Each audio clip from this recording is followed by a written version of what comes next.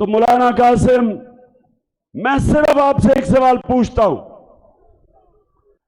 कि घर में अपने बच्चों से जाके पूछें कि क्या नवाज शरीफ और आसिफ जरदारी ईमानदार हैं? अपने बच्चों से पूछें, अपने घर वालों से पूछें कि क्या तुम गवाही दे सकते हो कि ये जो 30 साल से मुल्क को लूट रहे हैं, ये दो खानदान, पूछें इनसे, अपने बच्चों से पूछें, दिल पे हाथ रख के बताएं कि क्या ये दो खानदान ईमानदार हैं? बताओ मर्दान, बताओ। 30 साल से ये मुल्क को लूट रहे हैं। 26 साल पहले मैं सियासत में सिर्फ एक वजह से आया था। 26 साल पहले मैं इनकी चोरी और करप्शन, जो मुल्क को कंगाल करके मकरूज कर रहे थे, यहां का पैसा चोरी करके मुल्क से बाहर लेके जा रहे थे, इसलिए मैं सियासत में आया था। और इसलिए आया था कि जब आप एक इंसाफ का निजाम कायम करते हैं, जब आप ताकतवर को कानून के नीचे लेके आते हैं, जब एक मुल्क में इंसाफ आता है, तब वो मुल्क खुशहाल होता है। कोई मुल्क, एक मुल्क मुझे बताएं, मैं सारी दुनिया पे रहा हूं, एक मुल्क मुझे बताएं जिधर उनकी लीडरशिप करप्ट हो और वो मुल्क में खुशहाली हो। एक मुल्क बताएं, सारी दुनिया में देखी है। गुर्बत की सबसे बड़ी वजह, जब उसके मुल्क के हुक्मरान मुल्क का पैसा चोरी करके मुल्क से बाहर ले जाते हैं। तो मौलाना कासिम, आज मैं इन सबके सामने खड़ा होकर कह रहा हूं कि अगर आप समझते हैं, जिनके लिए, जिस कोलिशन में आप खड़े हैं, अगर आप वो ये समझते हैं कि ये नवाज शरीफ और इसका खानदान और जरदारी उसका खानदान, अगर ये ईमानदार हैं, तो मैं आज आप सबको कहता हूं कि उसको वोट दे दो।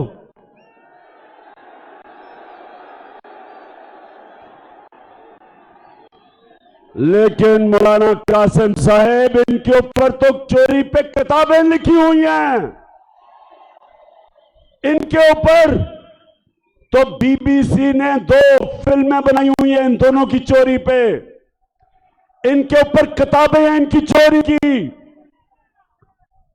मौलाना कासिम, मुझे जवाब दो, मेरे ऊपर हर रोज नई एफआईआर कटती है, हर रोज मैं अदालत में जाता हूं, हर रोज मैं जमानत लेता हूं। मौलाना कासिम, मुझे बताए, मैं क्यों लंदन नहीं भाग जाता? मैं क्यों नहीं मुल्क छोड़ के जाता? मैं अदालत में भी इनका मुकाबला करता हूं, इन चोरों का, और मैं जमीन पे जाके अपनी कौम को जगाता हूं, अपनी कौम को बताता हूं कि मेरी कौम का कोई मुस्तकबिल नहीं, किसी कौम का भी कोई मुस्तकबिल नहीं जिसके ऊपर चोर मुसल्लत हो, जिनके ऊपर अरबों रुपए के केसेस हो। तो मुझे मौलाना कासिम, आप सुना अच्छे आदमी हैं, मुझे बताएं, आपका ज़मीर इजाजत देते हैं आपको इन चोरों के साथ खड़े होना? कैसे आप अपने अल्लाह के सामने खड़े होंगे? क्योंकि अल्लाह ने तो वाज़ेह तौर पे आपको हुक्म दिया है अमर बिल मारूफ का। उसने आपको हुक्म दिया है कि अच्छाई का साथ दो। और अगर आप ये समझते हैं कि इमरान खान करप्ट है और फिर चले जाएं इसके साथ, लेकिन अगर इमरान खान करप्ट होता तो वो भी आज दुम दबा के नवाज शरीफ की तरह मुल्क से बाहर भागा होता।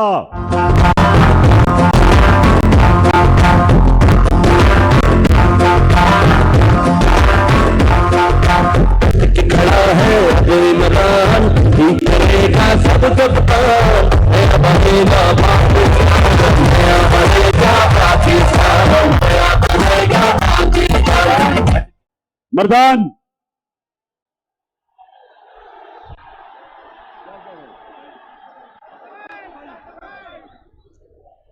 तख्त भाई, लेकिन जिला तो मर्दान है।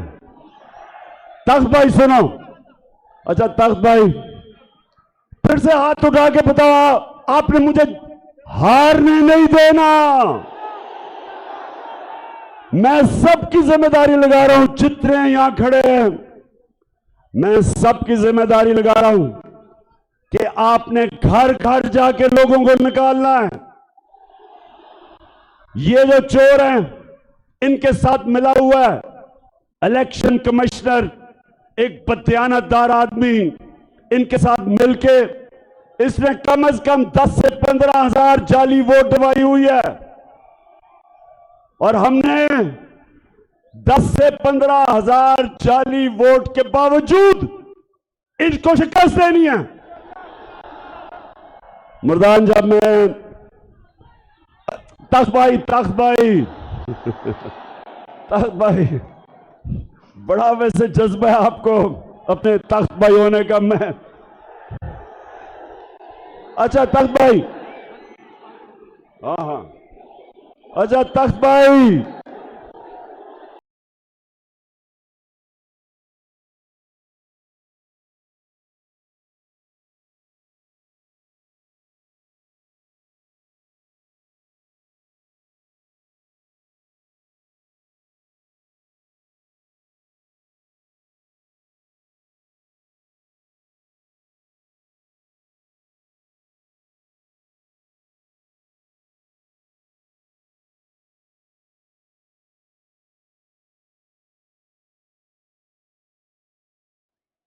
तो मैं मौलाना कासिम साहब, अगर आप ये समझते हैं ना कि ज़रदारी और नवाज शरीफ चोर नहीं है तो ये क़यामत की निशानी है।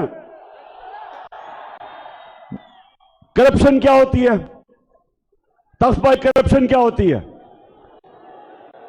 चोरी होती है जब आपके कोई टेलीफोन जेब से निकाल ले, इसको चोरी कहते हैं। चोरी होती है आपके घर में कोई आके डाका मार दे। लेकिन करप्शन होती है जब कौम का पैसा चोरी किया जाता है, जब आपका पैसा चोरी किया जाता है, जो आपके स्कूलों पे लगे, अस्पतालों पे लगे, सड़कों पे लगे, आपके आटा को सस्ता करने पे लगे। जिस तरह हमने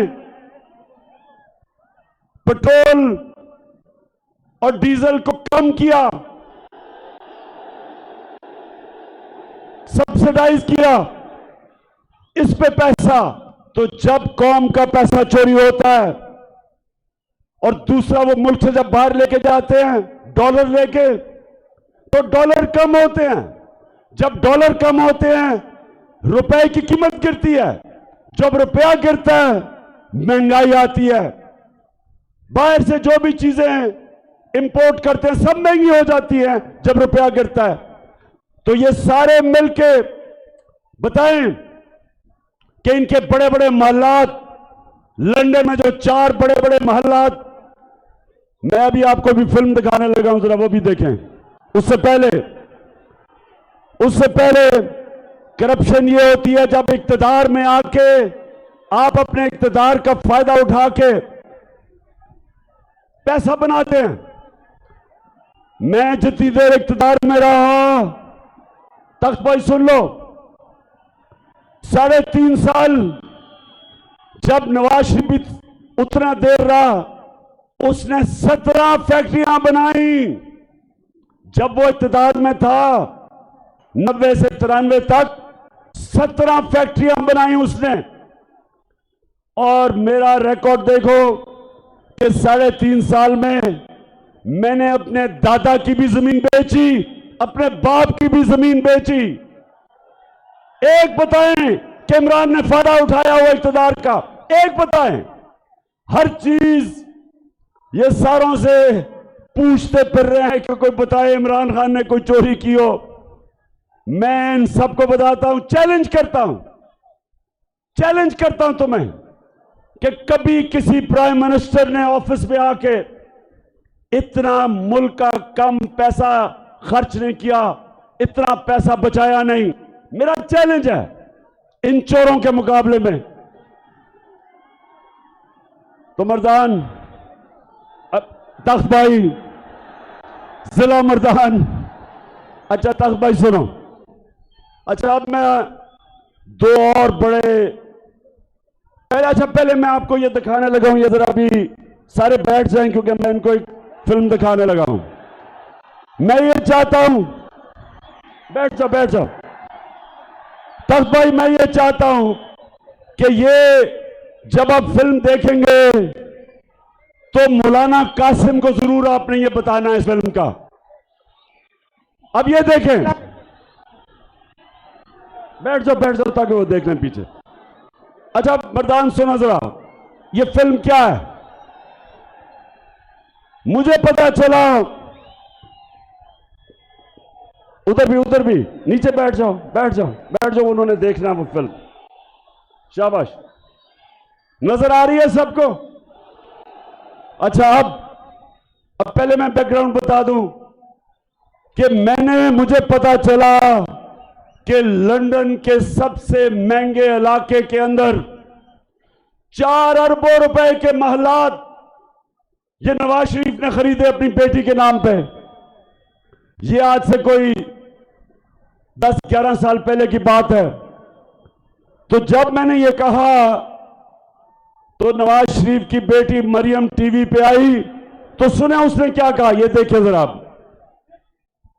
मुझे लगा कि आप लोगों को बेवकूफ नहीं बना सकते। मेरी सेंट्रल लंदन में प्रॉपर्टीज तो दूर की बात है, मेरी पाकिस्तान में भी कोई प्रॉपर्टी नहीं है। मैं अपने वालिद के पास है और मुझे समझ नहीं आई कि मेरी और मेरी वालदा की और बहन भाइयों की प्रॉपर्टीज ये कहां से निकाल के ले आए हैं। मेरे नाम पाकिस्तान में कोई प्रॉपर्टी नहीं है, ये तो रियल की बात है। सुन लिया, कहती कि मेरी लंदन तो छोड़ो, पाकिस्तान में भी मेरी बेचारी की कोई प्रॉपर्टी नहीं है, मैं तो एक गरीब लड़की हूं। अच्छा अब मरियम को नहीं पता था कि वो सच का खुदा है, अल्लाह हक है, उसका वादा है कि आज नहीं तो कल सच सबके सामने आ जाएगा। अब उसको नहीं पता था कि 4 साल के बाद एक इंटरनेशनल इंकशाफ होता है, पैनामा पेपर्स, और उसके अंदर ये आ जाता है। उधर उनको पुलिस नीचे क्या तासु कहना, हाँ अच्छा। तो अब मरियम को नहीं पता होता कि वो तो इंटरनेशनल एक इंकशाफ हो जाता है, और उसमें क्या होता है, उसमें पता चलता है कि वो जो 4 महंगे महल थे वो मरियम के नाम पे थे। अब जरा ये आपने मौलाना कासिम को जरूर दिखाना है। अब जरा उसका भाई क्या कहता है। अल्हम्दुलिल्लाह मैं इस बात को तस्लीम करता हूँ कि अल्हम्दुलिल्लाह पाक मीम के ऊपर जो अपार्टमेंट्स हैं वो अल्हम्दुलिल्लाह हमारे हैं। मैं इस बात को तस्लीम करता हूँ कि उनको ऑफशोर कंपनीज नेस्को लिमिटेड और नीलसन लिमिटेड उनको ओन करती हैं, और मैं आपको ये भी अर्ज करता हूँ उनको होल्ड करनी है इस वक्त मरियम नवाज शरीफ मेरी हमशीरा जो है। ठीक है जी, समझ गए। खुद तस्लीम करता है कि ये जो 4 बड़े महंगे अरबों रुपए के जो महल्लात हैं वो हमारे भी हैं, और मेरी बहन मरियम नवाज शरीफ उसकी मालिका है।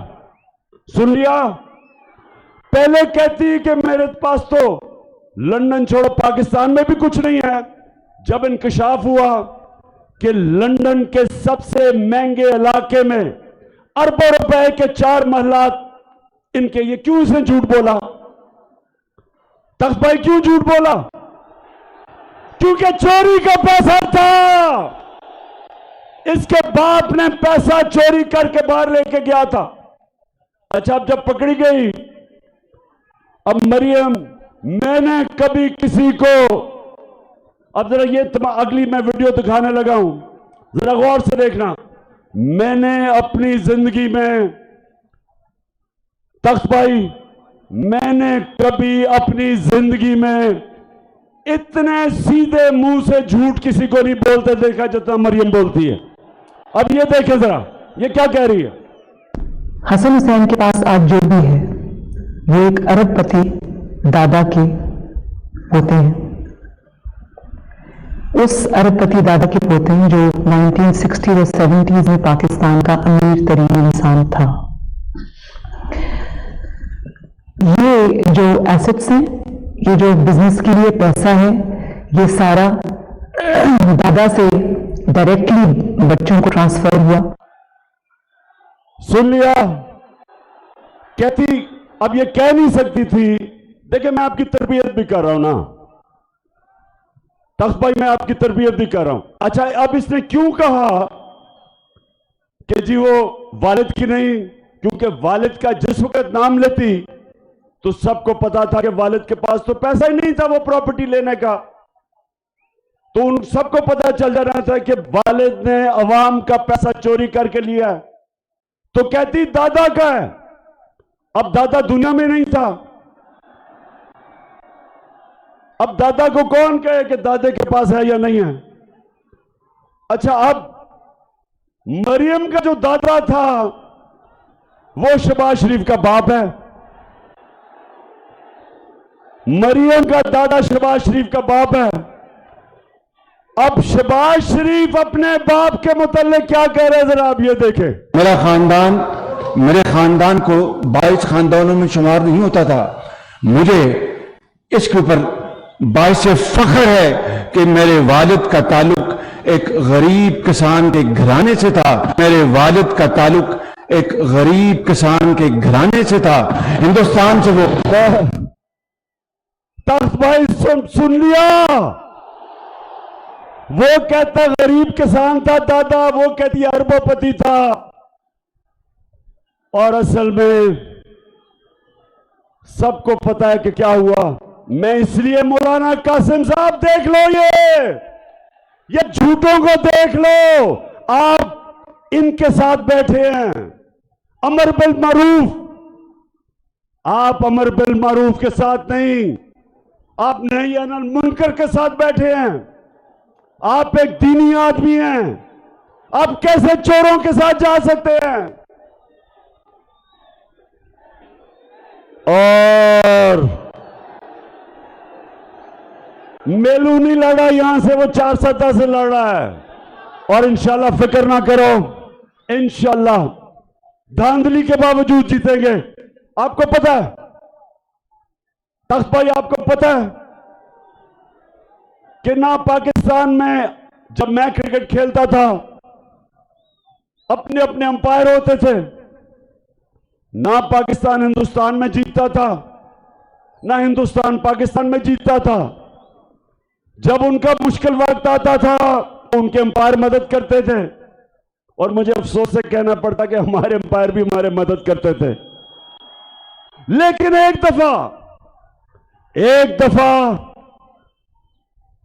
एक कप्तान पाकिस्तान से टीम हिंदुस्तान लेके गया और उनके अंपायरों के बावजूद हरा के आया उनको। वो आपका कप्तान था। इस तरह इंशाअल्लाह ये जो इलेक्शन कमिश्नर बददियानतदार आदमी जिसने 10 से 15 हजार जाली वोट डाले हुए हैं, मेरा चैलेंज है कि अवाम आज पाकिस्तान की हमारे साथ है। उसके बावजूद, धांधली के बावजूद इंशाअल्लाह तुम्हारा वही हाल करेंगे जो हमने हिंदुस्तान का किया था हिंदुस्तान जाके। अच्छा अब 2 और मैं बातें करनी है तख्त भाई। एक जो स्वात में हो रहा है, जो हमारे पुराने कबायली इलाके में हो रहा है, जब मेरी हुकूमत थी तो हमने दहशतगर्दी के ऊपर काबू पा लिया था। अब सब जानते हैं कि हमने दहशतगर्दी पे काबू पा लिया था। और आप सब जानते हैं कि मैं बार बार 20 साल कहता रहा कि हमें अमेरिका की जंग में नहीं जाना चाहिए। आप गवाह रहे तख्त भाई, नौजवानों गवाह रहो कि मैं 20 साल कहता रहा कि यह हमारी जंग नहीं, ये अमेरिका की जंग है, हमें इसमें नहीं होना चाहिए। मैं कहता गया कि हमारे लोगों को किसी और की जंग में कुर्बान किया जा रहा है। 80,000 हमारे लोग कुर्बान हुए। कोई पाकिस्तान में टीटीपी नहीं थी। जब हम उनकी जंग में गए तो हर किस्म का पाकिस्तान में दहशतगर्दी हुई। जब मेरी हुकूमत आई, आप सब गवाह हैं कि एक ड्रोन अटैक नहीं होने दिया हमने वाज़ेह तौर पे अमेरिका को कहा कि हम तुम्हारे साथ अमन में होंगे, लेकिन किसी जंग में हम तुम्हारे साथ शिरकत नहीं करेंगे। और यह अमन हो गया। अब स्वात के अंदर जो हो रहा है और कबायली इलाके में भी, जो पुराना कबायली इलाका था, मैं आज फेडरल गवर्नमेंट से पूछता हूं, क्या आप जिम्मेदार हैं इसके? आपने कैसे इजाजत दी? बॉर्डर आपके कंट्रोल में है और बॉर्डर से ये जो लोग आए हैं और ये जो अब दहशतगर्दी हो रही है और जो स्वात के लोगों ने कुर्बानियां दी थी, जब उन्होंने नकल मकानी की, उनके घर लूटे गए थे, उनको नुकसान हुआ। जो ज़कात देने वाले थे, नकल मकानी के बाद ज़कात लेने वाले बन गए। कुर्बानियां दी लोगों ने। हमारे सरबराह हमें अमेरिका की जंग में लेके गया और कुर्बानी अवाम ने दी, खास तौर पे कबायली इलाके की अवाम और स्वात की और मलाकंड की अवाम ने। तो मैं आज सवाल पूछता हूं, फेडरल गवर्नमेंट मुझे जवाब दो कि क्या आपका सिर्फ यह काम रह गया है कि इमरान खान के ऊपर केसेस बनाओ, उसके ऊपर झूठी केसेस बनाओ, एफआईआर करवाओ, हमारे लोगों को जेलों में डालो, मीडिया के ऊपर पाबंदियां लगाओ, शहबाज गिल को पकड़ के जिस तरह आपने उसके ऊपर तशद्दुद किया, और अब आजम स्वाति को जो पकड़ के रात लेके गए और तशद्दुद किया, उसको भी नंगा करके तशद्दुद किया, शहबाज गिल को भी नंगा किया। शर्म आनी चाहिए तुम्हें, शर्म आनी चाहिए। क्या यह तुम्हारा काम है? तुम्हारा काम है अमन, लॉ एंड ऑर्डर आपकी जिम्मेदारी है। लॉ एंड ऑर्डर का यह हाल है कि सारे मुल्क में चोरियां डकैतियां हो रही हैं, स्ट्रीट क्राइम हो रही है। इधर इन इलाकों में जो स्वात के लोग निकले, क्यों निकले? स्वात के लोग इसलिए निकले कि उन्होंने बड़ी कुर्बानी दी थी जब हमें अमेरिका की जंग में लेके गए थे। तो अब आप जिम्मेदार हैं जो हो रहा है। और महमूद खान चीफ मिनिस्टर साहब, मैं आपको आज कह रहा हूं कि फेडरल गवर्नमेंट को से पूछें कि आप अगर जिम्मेदारी नहीं संभालेंगे तो फिर हमें संभालने दें, हम करेंगे, हम दहशतगर्दी के खिलाफ खड़े होंगे। और जो आजम स्वाति से किया, उससे पहले जो कस्टोडियल टॉर्चर बंद करके तशद्दुद किया, उससे पहले शहबाज गिल पे और फिर सहाफियों पे, मैं सारे इदारों को आज कहता हूं कि अगर आप ये समझते हैं कि तशद्दुद करके आप अपनी इज्जत करवा लेंगे, गलत फहमी में ना रहें। इज्जत अल्लाह देने वाला है। आप मार के, तशद्दुद करके, जुल्म करके, आज तक दुनिया की तारीख में किसी जालिम को इज्जत नहीं मिली। लोग नफरत करते हैं, लोग नफरत करते हैं जब जो जुल्म करता है। और अगर आप ये समझते हैं कि आप लोगों की राय रोक लेंगे और इस तरह के तशद्दुद करके जब सारे चोरों को छोड़ा जा रहा है, शहबाज शरीफ जैसे डाकू और इसके बेटे को बरी किया गया एफआईआर केसेस से, जो भी जिम्मेदार है उनको शर्म आनी चाहिए। आप मुल्क के गद्दार हैं, आप मुल्क से गद्दारी कर रहे हैं।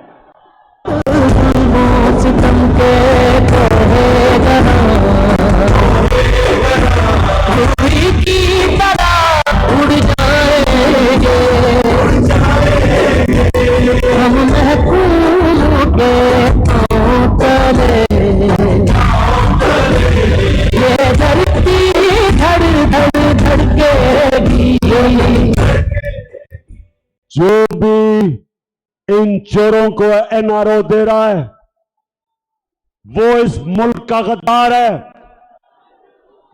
मेरे नबी सल्लल्लाहु अलैहि वसल्लम ने आज से 1500 साल पहले कहा, उन्होंने कहा जो कौम छोटे चोरों को जेलों में डालती है और बड़े डाकुओं को नहीं पकड़ती, वो तबाह हो जाती है, वो फना हो जाती है। जो भी आज ये बड़े चोरों को छोड़ रहा है और एनआरओ दे रहा है, वो इस मुल्क का गद्दार है और हम मुकाबला करेंगे इनका। मैं निकलूंगा इनके खिलाफ, मैं अपनी कौम को तैयार करूंगा। और तख्त भाई आप तैयार हो जाएं, आप तैयार हो जाएं, मैंने कॉल देनी है आपको, ज्यादा देर नहीं है। फिर से तू अड़ जा, फिर से तू डट जा।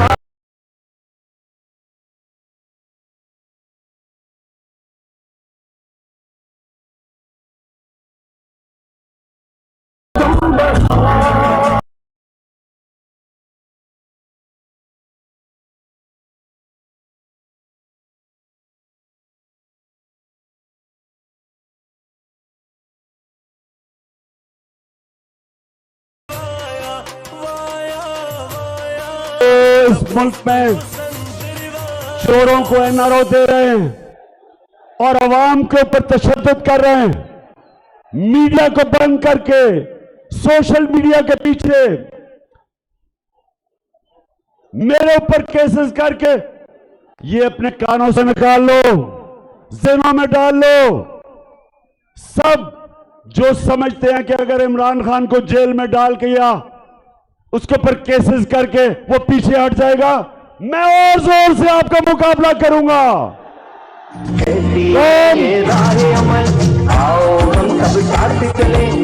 सारी कौम, मैं सारे पाकिस्तानियों को आज कह रहा हूं कि ये मुल्क का फैसला कुन वक्त है, ये मुल्क का फैसला कुन वक्त है।